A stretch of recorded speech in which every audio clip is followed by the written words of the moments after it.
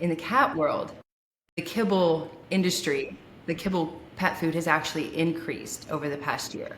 So we are trying to get as many voices out there as possible because we're just two crazy cat ladies, right? We try to make it as fun as possible. We try to make it as relatable as possible so that we can, normalize feeding our cats a better diet. But cats are not small dogs, and cats are more difficult to feed, to change their diet, right? Like they're not difficult if you start them, right? Like our current clouder, they all started as kittens on a raw food diet, and they wouldn't even know kibble if we gave it to them, right? But we have to get there, right? So that people start there, and we have to, it takes more work for a cat parent, in my opinion.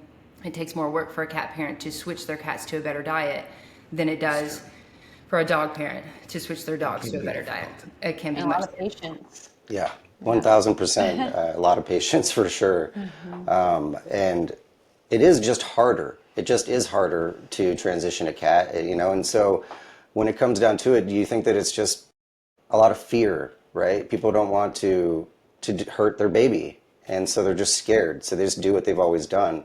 And that's where what you guys are doing is groundbreaking, because it gives them a little bit of permission to trust themselves, to trust their cat, to trust the nature. And not that you guys are the end all be all, but it's like, it starts to like have people be like, okay, I can do it. Right. Yes. Speaking to the fear, so I think it's a couple things. Number one, I think, yes, the fear is real, and I'm going to get to that. But I also think we had so many people say to us in the pet health community that they're like, well, someday I want to get a dog, but I'm going to start with a cat because they're so easy. So there's this convenience companion aspect to cats. Like, they're fine, loaf on the couch all day, put down a trough of kibble, they got a litter box, they don't need to go on walks. There's that idea. So I do think that that's an element of it. But That the needs to be fear changed. that does need to change, that I think as cat parents just need to be honest about, right? Because it has nothing to do with how much we love them. Right. We love them and want the best for them, absolutely. But when you recognize that it's going to require a tweak of your normal activities, routines, to be able to provide, more enrichment, better nutrition, those kinds of things, then the convenience companion idea, just coming home to something that loves you, that's what a couch pillow's for. I don't know. That's weird. I don't know. Yeah, but I mean, if you just want something to snuggle when you come home, you guys know I what get I'm your saying. point.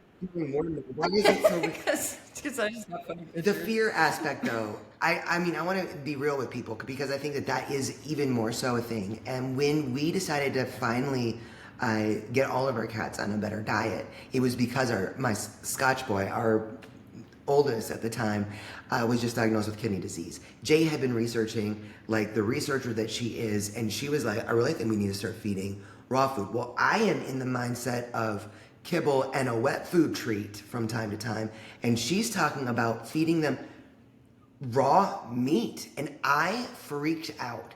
I mean, I hadn't done all the research, and I literally said, I'm sorry, I cannot be a part of this. You are going to kill our cats. That is how big the fear was.